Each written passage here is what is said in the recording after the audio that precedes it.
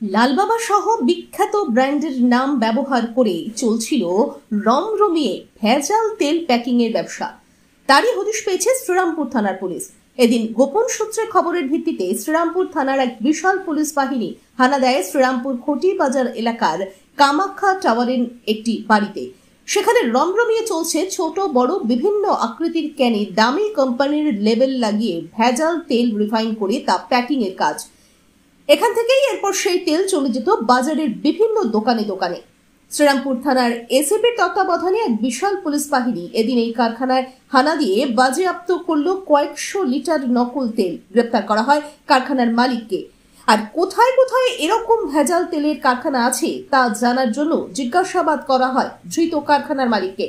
জনবহুল এলাকায় সকলের নজর এড়িয়ে কিভাবে এতদিন ধরে এইরকম বেআইনি কাজ চলছিল সে কথা ভেবে স্তম্ভিত এলাকাবাসী থেকে আরম্ভ করে পুলিশ প্রশাসন। এরপর দোষীকে অর্থাৎ কারখানার মালিককে শ্রীরামপুর আদালতে তোলা হয়। ব্যুরো রিপোর্ট, ই নিউজ ভারত।